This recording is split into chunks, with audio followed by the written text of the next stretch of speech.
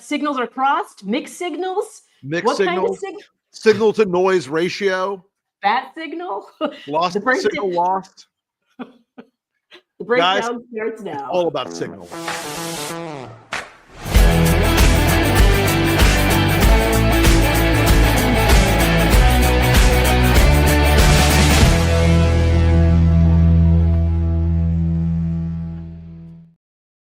I've accidentally texted the wrong person for sure, but on Signal, I double check. That's a thing you double, triple check. You know, it's like when Mike Johnson mistakes Grindr for his porn app. Sometimes you just send the wrong message to the wrong person.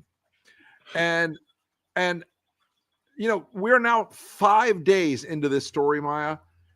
And every day I've been concerned, like, well, today will be the day the Democrats chase a rabbit that Trump throws out there, some culture war bullshit. And yet they have not. They have stayed on this like a dog on a goddamn bone.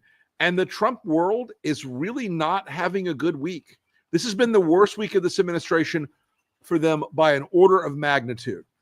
Well, you know when the good Pete drops a F-bomb, you know it's bad. And the only Petes in my world now are Pete Buttigieg's. I'm erasing all other Petes from my brain. But they didn't even put in disappearing messages. Like, there were so many things that went wrong on the Signal chat. It was like they've almost never used Signal before. You know, and here's the irony. I know they've all used Signal before. Because you know who's in my Signal? Marco Rubio. And Mike Waltz, interestingly enough. How'd he get there? These fucking morons. And look, by the way, my theory of the case is that Waltz will be the sacrificial lamb if they have one. And I think they're going to have one, because I've picked up today that multiple U.S. senators, Republican senators, have been calling Trump and calling Susie Wiles and losing their shit about this. Like, angry is not even the description of what they're feeling right now. They are really, really mad. They are really, really outraged by this. And they won't say it publicly, of course, because they're a bunch of spineless, gutless worms. But they are very nervous about the implications of this for our national security, and they're right to be so. But also the morale of anyone in the military, whether they be active military or vets, are right now watching military leadership excuse away something that they would be fired for. Anybody who has had a boss knows how annoying it is to see the boss get away with something like this. And so this is putting people's lives in danger, but it's also undermining. And this is the irony, of course, is that Hegseth came in and said that he was going to make everybody more lethal and more war ready. I'm going to support the war fighters. Yeah, and he's too busy with his culture wars and trying to decimate the military than he is actually building anything up. And this is easy stuff. This is what's bothering me about it, is like, this is just kind of no-brainer stuff. And so if they can't even get this part right, and I know a lot of people, the average person's probably not using Signal, but it is not an app that should be used for this. Like, this isn't even supposed to be on their official devices, right? Here's look, the reason they're using Signal, and we've talked about this a lot, folks. If I'm going over the same territory, I apologize. They're using Signal so that their records are not retained by the federal government.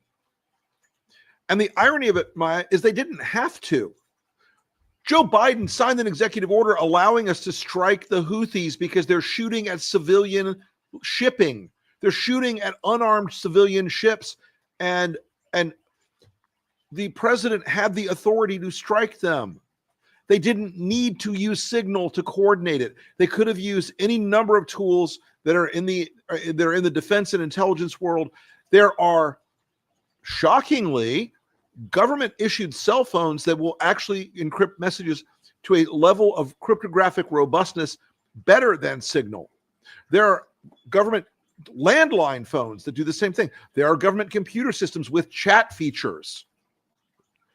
And there's an entire internet for top secret and secret material. And call me crazy. They could meet in person. They wanted everybody to have a return conversation to. skiff. And the White House has plenty.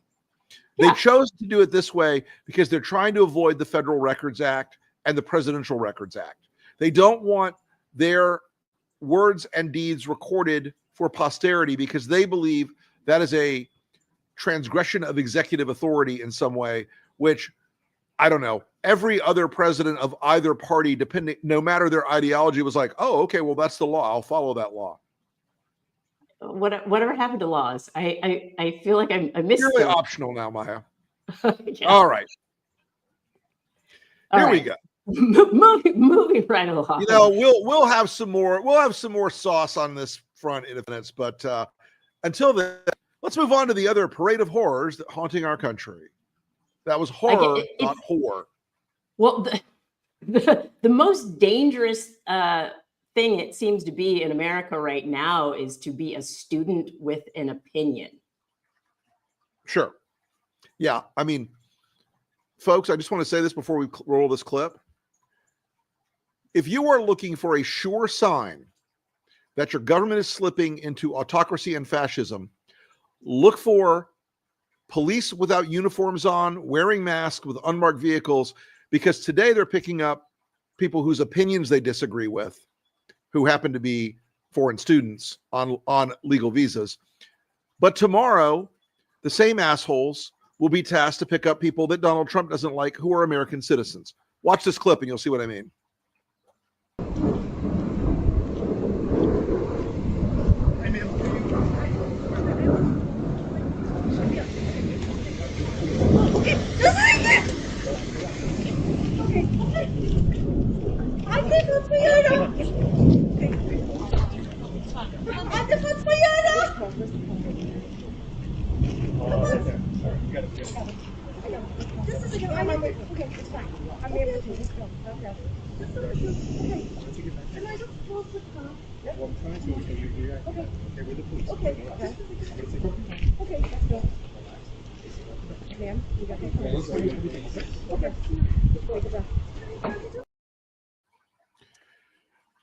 Look, Maya, they're justifying this, saying she wrote an op-ed that had a pro-Palestinian perspective. Now, I read the op-ed.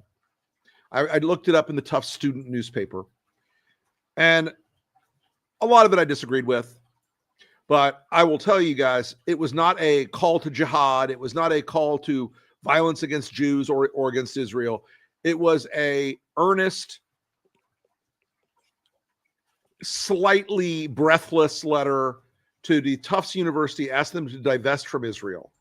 Did she say some bad things about Israel? Yes. Do I agree with her? No. However, this, at least as of 7:09 p.m. on the 27th of March, the year of our Lord 2025, is in fact still America. And people have a right, even people here on student visas, to express opinions that you disagree with and express opinions the White House disagrees with.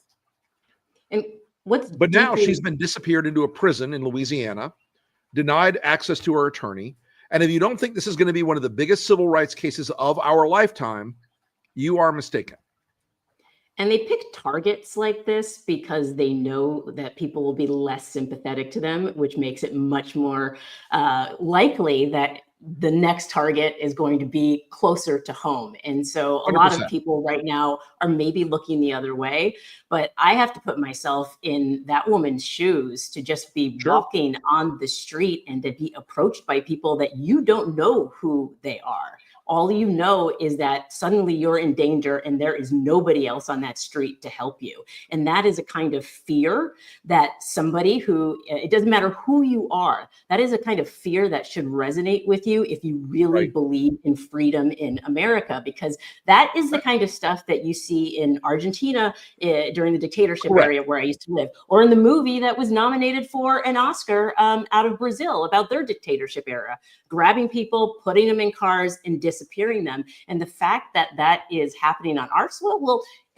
like they used to talk about brain drain, people leaving, intelligent people leaving their countries. Well, we're supposed to be able to attract the best and the brightest from other countries. And now people from other countries are terrified to come to the US to study whether it be to vacation. They're already looking at, I saw an article out of Las Vegas. They're already looking at numbers being down there for tourism, and it's potentially, obviously, Florida as well. And so this is impacting not just the people that it's happening to, but it's impacting our own empathy, in the sense that if we're willing to look the other way, how does this affect our humanity? But for the cynical people out there, it's also affecting America's pocketbook. So all around, it's just bad. It's bad for everything. It's bad for America. And so the fact that this is happening, this is where we should all be saying stop. Marco Rubio, the Secretary of State, a man whose parents came to America fleeing Castro, who used the same exemption that hundreds of thousands of Cubans did, fleeing legitimate political oppression. Those people, in the eyes of the Trump administration, unless they completely agree with them on every ideological issue, are going to be deported. Today, a Russian researcher at Harvard University, a medical doctor who is here on a student visa, was arrested at the airport coming back from a conference in France. She is a vocal critic of Vladimir Putin. She is a vocal critic of the Russian system and their illegal war against Ukraine. The United States Customs Division and ICE are shipping her back to Russia right now. She's on a plane to Russia right now. And Marco Rubio is fine with the fact they're going to drag her off that plane. The FSB is going to lock her away in a dark basement somewhere and put a bullet in the back of her head. They're okay with that. Because now they don't want people in this country who express criticism of countries that they like that are engaging in human rights violations. To take a step back, Rick, too, like this all started with them telling their base that they were going to remove the dangerous people, the people who were dangerous to America, the people who were murdering young women, the people who were raping young women. That's where it started. And so that was, very savory for their base. They ate that up. And now that they weren't able to find or identify those people, they've decided to extend that to anybody. And these are not dangerous people. The tattoo artist, anybody with a tattoo will tell you, like, this is not a dangerous person, but these are the people who are being disappeared to a Venezuelan prison. I mean, at this point, anybody with a tattoo has to be absolutely afraid of traveling to America. Man, and if they ever saw the giant Frederick Hayek tattoo on my back, I don't know what would happen. This is what we actually have to pay attention to, though, is how they're shifting what we're willing to accept. Right now, they are shifting from, oh, it's a dangerous criminal, to, oh, it's a student who is protesting, right, or organizing protest, to a student who is writing an op-ed, and soon it'll just be a student who takes a class they don't like. Right. And it absolutely will be that, because Trump has put 60 universities on his hit list where he wants to go and do what a lot of Republican governors have done, like DeSantis here in Florida, took a classical liberal arts college called New College and is now essentially an evangelical Bible college, essentially, is what he's converted it into. They will do this because many universities have come out and protested this, but you know who hasn't? Harvard, Yale, Stanford, Princeton, Michigan. Big universities that could have an impact in the debate. If you guys think it's okay for your students, foreign and American, to be snatched up by people without badges, without uniforms, who do not identify themselves until you're being hustled into an unmarked car, then think about what it means to be an American for 1 second. If that happened to you, if that happened to your friends, your sister, your brother, your mom, your dad, what would you think? You'd be outraged. But because this girl is a Palestinian and who wrote something, again, I thought it was classically sort of earnest college bullshit for the most part. True story. I don't agree with it, but that doesn't mean that I don't agree with the sacred right of people in this country to express themselves, even if I don't like it.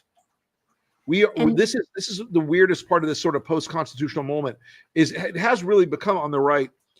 Their justifications for picking people up are now not legal, or because they ignore the courts. they're not criminal because they're having a lot of trouble finding the number of criminals they claim exist. They are aesthetic.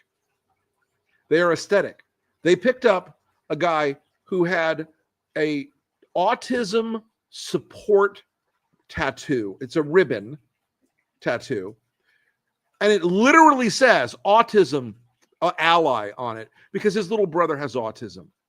They think he's a part of Trinidad. So they've shipped him out.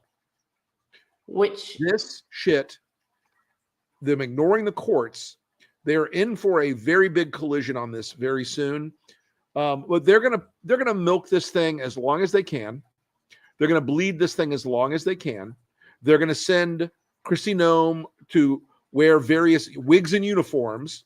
And by the way, don't ever let them tell you that they oppose drag, because Kristi Noem is in fighter pilot drag one day and SWAT team drag the next day, and always with her extensions perfectly presented.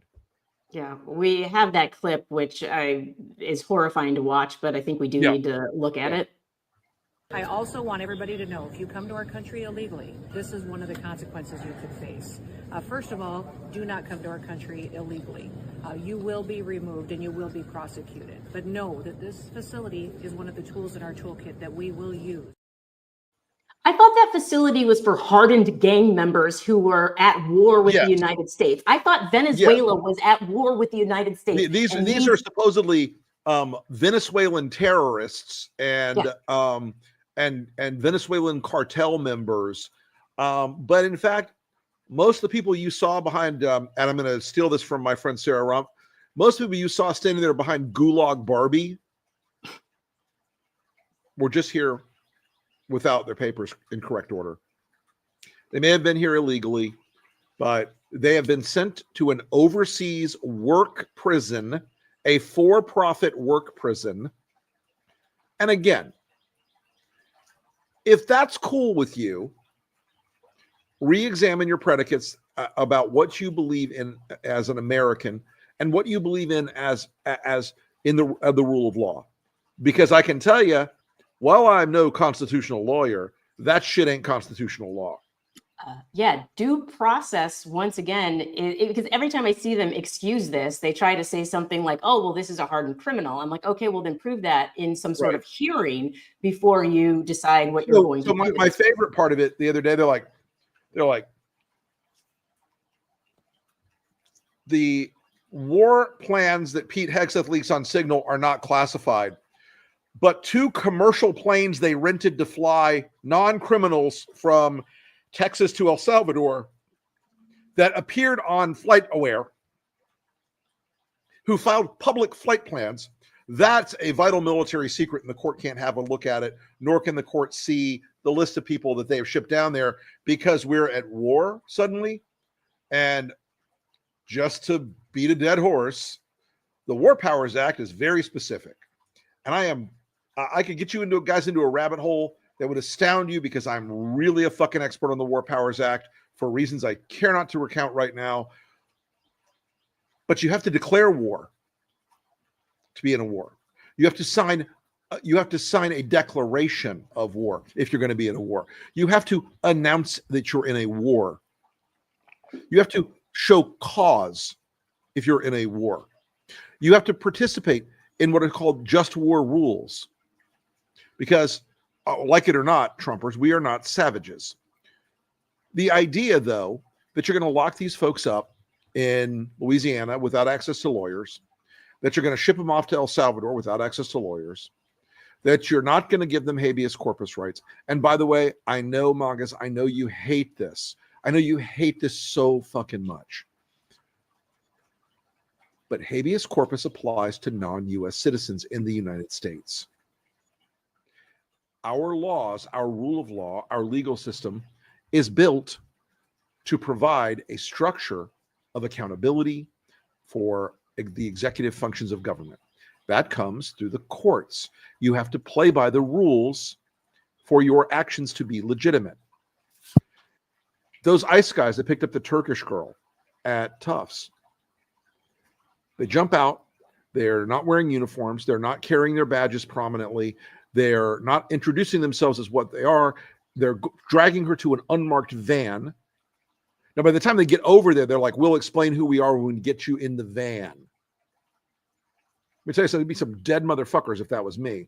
But long story short, the rule of law protects people who are here visiting America. It protects non-U.S. citizens. And you know what? The sucky part about the rule of law for y'all, it also protects people who are criminals here.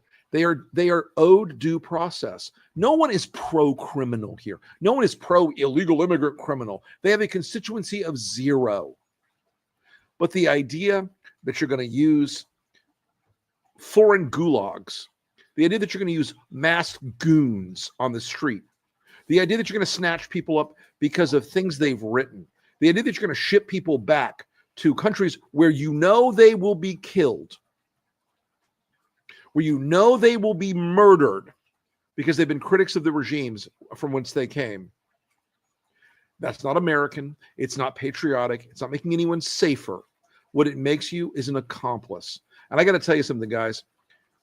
If we make it through this thing, Tom Homan and Kristi Noem at ICE and DHS, they're going to be in the fucking Hague. Mm-hmm. They're going to be in an international court of law somewhere because the criminality of what they're doing is unbelievable. The idea that they're laughing it off and they believe that the law does not apply to them is an argument we've heard in Cambodia when Pol Pot took over. It's an argument we heard in Maoist China when Mao killed 45 million people. It's an argument we heard from Stalin and Lenin. It's an argument we heard, of course, from the angry German guy. And now it's an argument being made without a single scintilla of compassion or care or legitimacy by the Trump people. They're describing something that isn't real to justify actions that are terribly real and terribly destructive. They told you there were 25 million illegal alien criminals in this country, and it's horseshit. It was horseshit. It was always a lie from the top to the bottom. The fact that you believe in the rule of law does not make you a weak person in America. It makes you a strong person. The fact that you believe that there are rules that everybody in government has to abide by does not make you a weak-kneed cuck. It makes you a principled American who believes in the Constitution and the law. Because if we don't have those two things, it's all fucking chaos and screaming and blood all the way down. Yeah. Sunshine. Yeah. Well, no, and I think they're trying to change our psychological makeup when they put prisoners behind her, and their images that, as far as like torture goes, I'm thinking back to I think it was during the Iraq War when soldiers were eventually put on trial, I believe, and court-martialed for posing with prisoners. And so now, not only is this something that's being done in secret, it's something that's being broadcast directly by the administration in a way to humiliate people, in a way to deter people from coming, as they put it, but it's really about the humiliation. And that is the war crime I believe that Rick was speaking of in that moment. But this idea that our brains are going to slowly change to accept that is what I'm most concerned about, because we used to say this before, we don't say it as much anymore, but our children are watching. There are teenagers who are watching and are growing up in a world where they're saying, oh, this is okay. This is how we treat people that we disagree with. So this idea that we're going to get back to a place of bipartisanship, that we're going to be able to reach across the aisle, when on the other side of the aisle, when you reach your hand across, they chop it off, they're waiting to do so, is putting us into a very, very precarious position as parents. And so when I am in those moments when they're trying to gaslight us into thinking that somehow there needs to be a way that the left needs to extend a hand and work together, I ask myself, is the behavior of these people even remotely close to behavior that I would like my daughter to emulate. And then I say, no, absolutely not. And that's what I have to do. I have to continue to ground myself in reality, because they have completely fractured reality for America. And here's the thing, outside looking in, Europe is looking at us like we're absolutely bonkers right now. Yep. And they're wondering why we're not standing up and basically shutting everything down to say that, no, we will not tolerate this. Yeah. I need to take a moment of personal privilege here on the show, guys. I just got news that a mentor of mine, a guy who shaped my career in the formative years, who was a genuinely good and honest and wise person, a guy named Lanny Griffith. Stuart and I both knew him. Lanny was the Southern political director in 1988. So I worked for Lanny in that campaign. He was in the White House political director, and he has passed a rich life and a full life. And unfortunately, I got to be honest, folks, I didn't talk to Lanny as much the last few years because of Trump. And I regret that. And it is a reminder that the cord can be cut at any moment. And I regret not reaching out. Got to say it right here and now. It's a strange and unpleasant feeling that the politics of this moment, somebody you respected and trusted and were friends with, you lose that because of the way that our politics are so fucked up and broken in this country right now. Anyway, let's move on. Sorry about that. No, I mean, I'm sorry to hear that. Yeah, he was a guy who really shaped my career on the front end. Very much. I think that resonates right now, that very personal moment, with a lot of people, because our relationships, our friendships, our trust is being fractured in a way. Yep. And, you know, you and I both talked to Mallory McMorrow this week, and Terrific. Community and bringing people together is how we get out of this. And it becomes that much more difficult when the people near and dear to us have been pulled off into a different landscape where it almost feels like we're inhabiting different worlds. We can live alongside them, but inhabit completely different realities. And we've seen why. We understand the why of it. We see the media landscape that's being built by Fox News. And this is why I actually ask people to watch a lot of Fox News if possible, and other right-wing media. I know, I'm sorry. No, it's good to know what they're doing.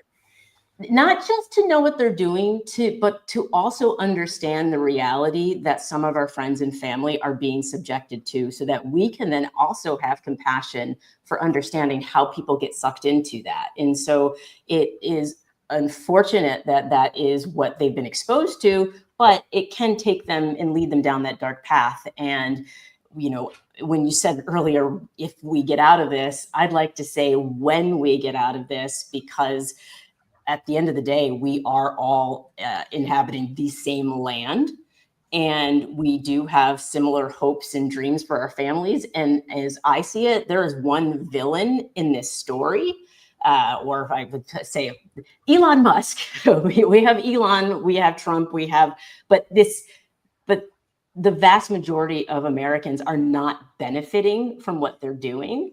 And they're seeing it in real time. They can excuse it as much as they'd like to, but I don't care where you're at on the political spectrum. What's happening right now is not good for you, and it's not good for your family. And eventually you're going to come to the realization of that. And then it's really important to turn eyes to the true villains in this, which is, you know, Elon Musk and Peter Thiel and all of these corporate oligarchs who are amassing all of this wealth and destroying the planet in the meantime, and pitting everybody against each other so that they can get away with it. And we're not going to let them get away with it. I refuse to. And part of me is feeling hopeful lately, because I've truly seen the reason they're having to amp up these things and go after students and go after anybody with a tattoo is because what they are trying to do is not working. It's not working. They thought they were going to demoralize us. They haven't demoralized us. We are still here. They thought they were going to flood the zone and we'd get distracted. Maybe we get distracted for a couple of minutes or a couple of days, but then we come back stronger. And so I think what they're seeing is that the people that they try to portray as weak, as scattered, no, we're a little bit shocked that somebody would want to undo America in the way that they are trying to undo America. Sure, we're all sitting back going, wow, you really are going to carry out Putin's wishes, aren't you? But we're still here and we're still strong and stronger together. And so I'm still feeling hopeful, regardless. I couldn't agree more. That was beautifully said.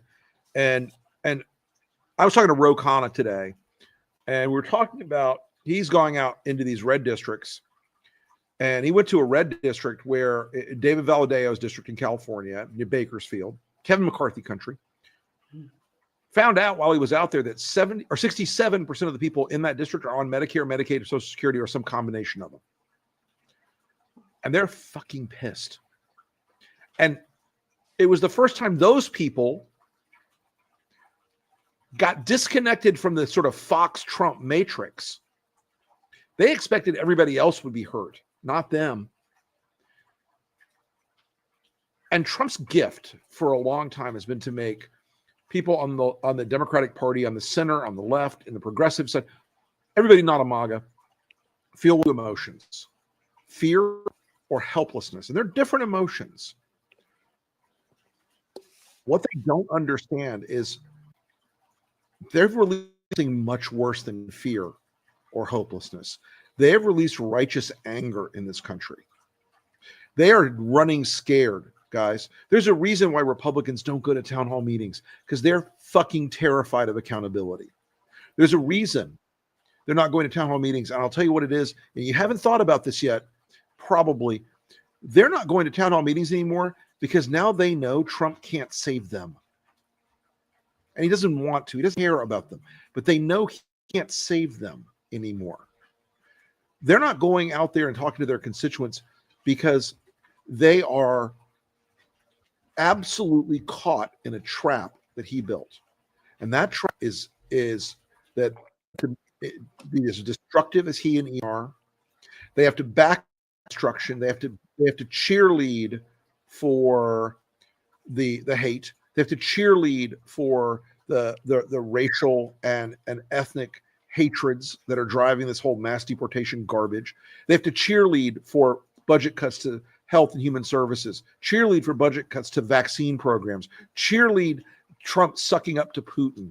They have to go and do all these things over and over again because they're in a trap. And guys, they are in a trap that allows us to run up on them now. They're in a trap that now allows us the initiative in this next year. As we go into 2026, the rest of this year should be putting them under pressure every goddamn day. We've seen something this week with Signalgate. They have had 5 straight days where they can't get a message out. They can't crossways a message. They can't do some ridiculous Trump stunt. I pooped my pants, whatever it is. They can't get out a message because the real world has hit them in the face. People are angry about this signal thing because it put America's military men and women in danger. It put those pilots in those Growlers and in those Hornets in danger. Mm-hmm. Put those people on the ground in Yemen, monitoring the strikes, in danger. These items they sent were classified. Don't let them gaslight you. These items they sent were before and during the operation.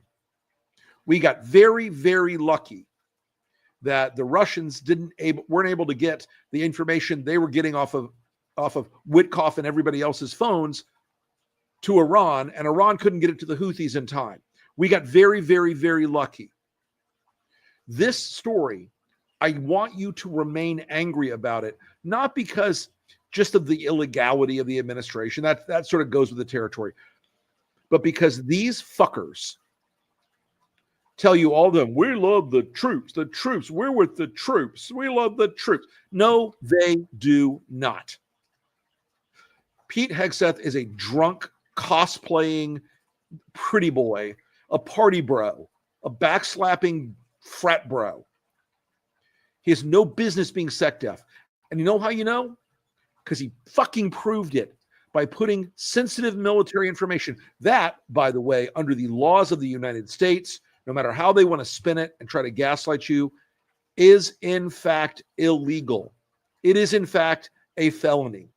When I worked at the Pentagon, if I'd walked out to see my friends at a bar the night of the Panama invasion, I said, hey, there's a couple of F-117s taking off from Holloman Air Force Base. They're each carrying GBU 58s. They're going to drop 4 2,000-pound bombs on Noriega's compound at 10:57 tonight. You know where I would be right now?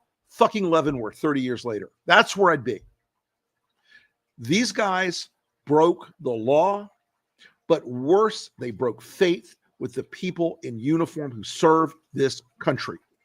I have not had a slackening of my anger about this. And in fact, it's gotten more pointed now that I know just how callous and sloppy and reckless and dumb and lawbreaking and indifferent to the risk they were putting people under. These people displayed. I am. This is probably like the 5th video I've done about this, guys. But I am livid. You should be livid. I am apoplectic. If you have a family member who serves in combat, that is a special degree of tension and fear and worry, where every day you don't know. Because once again, the thread can be cut at any time. Could be in combat, could be an accident, could be anything. And the men and women who were flying those F-18s and those Growlers and the other pieces of the airstrike package, the Houthis know where the aircraft carriers are. The Iranians know where the aircraft carriers are. F-18s fly a certain speed. If they'd been told, oh, the planes took off at 1:57 in the afternoon, they can do simple fucking math. They could have tuned up their anti-aircraft systems. They could have launched missiles at them. They could have killed Americans because Pete Hegseth had to swing his dick around for his bros on a signal chat. Yeah, and it's not just, I think it's important to note that people across the board are angry. Dave Portnoy. Everybody's pissed off. Sports. I mean, Barstool Sports. He's losing some real MAGA types, isn't he? Yeah, and we have, he had a long rant about it, but we have part of the clip here. Yeah.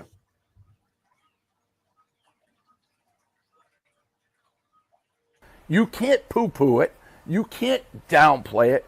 You have to sit up there and be like, holy shit, this is a fuck up of epic proportions. There will be accountability. I will get to the bottom of this. And frankly, I think I don't like calling for people's heads. Michael Waltz, it seems like you're the guy who added him to the group chat. You have to lose your job. You should step down. You cannot be adding random people to a group chat with this sensitive, classified information. Just be like, oh, no, poo-poo. It's on him. He should have left the group chat instantly. This guy shouldn't have stayed in. It's on Jeffrey Goldberg for not immediately being like, hey, I should be here. No. It's on you for adding him. Okay, here's the thing now. Trying to make Waltz the fall guy, knowing full well that everyone on there is an intelligence official or somehow in leadership, I'm not going to buy it. I don't need just Waltz to be the fall guy. It's all of them. They are all senior leadership. These are not interns. And so David Portnoy, for all of his bluster talking about it, I do see them trying to create a narrative where they're going to try to pass off this onto a single person. And I don't believe we should accept a single fall guy. I want fall people. I want a fall crowd. I want a fall group. I want a fall team. I want actual accountability. Now, we know because fake Attorney General Pam Bondi today said, oh, well, we're not going to see the need for an investigation. Oh, really? Why are we calling her Pam Blondie? Is anybody calling her Pam Blondie? No one is yet, but now I'm stealing that shit right now. Calling her Pam Blondie. That's good. It's good. Okay, thank you. But look, these people know that Trump will pardon them, even if there were legal consequences. But let me tell you, there is a degree of fury that I'm picking up. I know a lot of former military people at a very high level from my time years ago. I know a lot of people from the intelligence community, and there's been a lot of reporting in the last 24 hours. American military and intelligence personnel, active and retired, are fucking furious. Good. They are livid. They are beyond the valley of anger on this, and they deserve it. They deserve it. And in many cases, we got lucky this time. In many cases, we would not have gotten lucky. And many times the Russians would have said, oh, well, we've got Lutnick's phone. It's compromised. We've got Pete Hegseth's, we're monitoring Pete Hegseth through his fucking rush.ru email address. We've got all these other people, Tulsi Gabbard, who's sloppy with her personal cell phone. All of it. We got lucky. We should acknowledge that and be grateful for that. And here's the two things that are going to start happening next. First is the Republicans are going to start saying, well, you're in favor of the Houthi terrorists. Just don't take the bait, y'all. Nobody's in favor of the Houthi terrorists. You had every right to strike them. You could have done it. You could have done it through all the legitimate and legal systems that are available to you that cost the taxpayers billions of dollars to build. The next thing they're going to try to do is change the subject. They're going to try to say, oh, the biggest issue is now trans opera singers, or whatever they're going to come, whatever crap they're going to throw out at you. And they will throw out crap. It is Trump's way. It is his method. It's the Roy Cohn, Roger Stone lesson. Do not take the bait. Stay on this story, guys, because it is hurting them. It is causing them political damage. I think one of the reasons we're seeing the congressional race down in the 6th district in Florida start to, knock on wood, lean our way is that the idea of giving Trump one more rubber stamp in Washington is unappealing even to Republican voters right now. Well, they've seen enough. The idea that Trump is pretending he knows nothing about it, and yet on the other hand, he's pretending he's the omnipotent and all-powerful God above. It's disconnecting people from the reality of Trump. And I think if we keep persisting on this story for a few more days, we will be in a position where America feels like it can fight back. Mm-hmm. Our military folks will feel like people have their back. And Donald Trump, for all that he has tried to spin this and pretend, I don't even know what signal, which he doesn't, by the way. He doesn't. I was going to say he doesn't. Actually, that's a fun clip. But let me just start with that piece of it. Out of a country of over 300 million people, how is it that Jeffrey Goldberg, who hates you, ends up on this Signal chat? Isn't that bizarre? It is bizarre. And he's a, sleazebag, but at the highest level. Yeah. His magazine is failing. It's going to be out of business soon, in my opinion. It's bad. It's too bad we give it a little boost like this. But somebody in my group either screwed up or it's a bad signal. It's a bad signal, happens too. But wait, did he say bat signal or bad signal? It was hard to tell, Maya, because he sounded like he was drunk on fucking cough syrup or something. I mean, he sounded drunk. He sounded like he's a guy who's been laying in bed all day, nursing a hangover, and eating Pringles on his in bed all day. He did not sound good in that. I was going to say, do you think he's finally starting to realize that he's not actually calling the shots, that he's not president, that he's kind of just I kind of feel that vibe in that, and a few other things he's been doing lately that don't feel like the iron control of the strong dictator. Now, look, folks, that doesn't mean he doesn't have terrible ideas and terrible people to execute them, but he did not seem in control there. He seemed like he needed either a nap or a hug or something, or to have Stephen Miller come in and brush the crumbs from his body or something. I don't know. Stephen, bring your little brushes and wear the outfit. You know the one. Can't get that out of, that's nightmare fuel for at least a fortnight. I'm really upset with you right now for saying that. Truly, I can't. But no, I mean, the guy, Steven Notion. but Trump doesn't, he's barely informed. He doesn't All right. know what's happening. But at least he has some defenders, right? How about Jesse Waters? Do we have the Jesse Waters clip? Oh, Did you ever yeah. try to start a group text? You're adding people and you accidentally add the wrong person. All of a sudden, your Aunt Mary knows all your raunchy plans for the bachelor party. Well, that kind of happened today with the Trump administration. Mike Waltz was putting together a group chat on Signal, an encrypted app, with the Secretary of Defense, the VP, and a bunch of other national security officials to collaborate on whether to strike Iranian proxies in Yemen who keep firing missiles and shutting down shipping. Well, National Security Advisor Mike Waltz accidentally added a reporter to the group text, and not a good reporter. Jeffrey Goldberg from The Atlantic, one of the biggest hoax artists around. Well, he heard some things he probably shouldn't have, but could have been a wee bit of a security breach. But it's not like they homebrewed a server and then bleached it or kept classified documents in their garages next to their Corvette. I'm sure it won't happen again. A wee bit of a security problem. And I love how they talk about those classified documents behind the Corvette as if Trump didn't have classified documents all over Mar-a-Lago. Lago. Yeah, break. Like, but that's why I feel hopeful, because right now they are grasping. It feels like they're hanging on the edge of a cliff right now. And because Fox is typically pretty good with their narrative and their messaging, and they are not able to get it together right now. I think they're shook. I really do. I really think they're shook. As they should be. We see the weak underbelly. It's been exposed, and now we're like, go, go, go. So Stephen Miller, that's Stephen the underbelly. Oil it, Stephen. That I don't even want to call him a man. That it's like something I don't. So do you remember? That's a guy who knows his way around a gimp suit. Let's put it that way. Like just what? Like yeah, I just he's gonna. I'm gonna get lectured. I'm gonna get. But in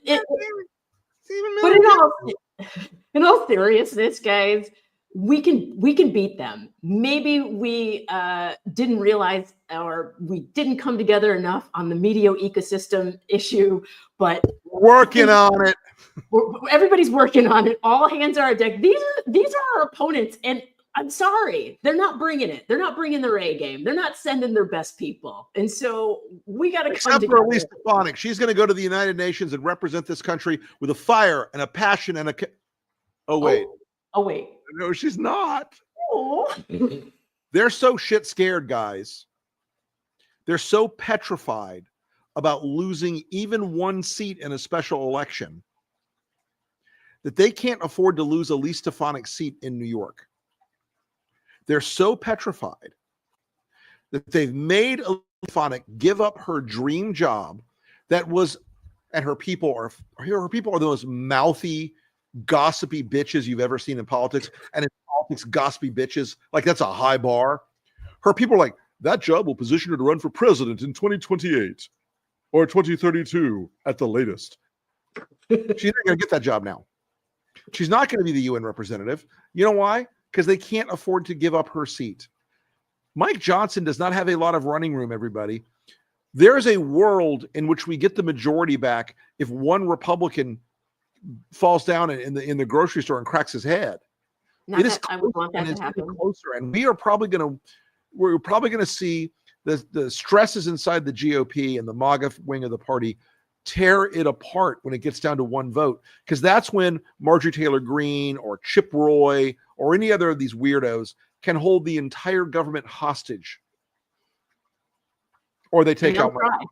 They'll try and they will. Like that's the thing. So yes, and I just saw in the chat we got Pennsylvania. Yes, we did, and I think that's a sign of where people are at right now. That was a plus 13 district for Donald Trump, y'all. Yeah. It's going to be, look, guys, this week should give you a lesson in something called hope. It should give you a lesson in something called energy and organizing. If you do those things, you will not be scared. If you go do the work, you will not be scared. If you go do the work, you will not be hopeless, because you are not either of those things unless you let them make you that way. Keep Absolutely. the fighting. Keep fighting, folks. It's important. Yeah. We'll see you next week back here at the same time. Same Bat Signal channel. Same Bat channel. We're introducing a new segment called Stephen Miller After Dark. Oh, God. I was going to say, people are going to have to bring a lot of alcohol for that. I have a Stephen Miller story. I got this from a very gossipy but very tied-in friend in DC. That Stephen Miller's wife one time went into a salon and they were going to do some event. This is like 5 years ago, and they couldn't take her, and she demanded that they take her, and she screamed at the woman, the receptionist, "Don't you know who I am? I'm Stephen Miller's wife." And apparently the girl was like, "Okay, I'm Sarah, whatever." I was going to say, we're definitely not taking you then. Who knows? Who knows what infectious thing might be spread around? Something like hate, probably. Too much hate just emanating off of her body. Could you imagine sleeping next to that man every night? Absolutely not. No. Sorry, y'all. Okay. Comes out of his cocoon and says, "Now we leave." I guess that means we're supposed to leave. See you next time. We're supposed to leave. The staff is about to kill me. Good night, everybody. Hey.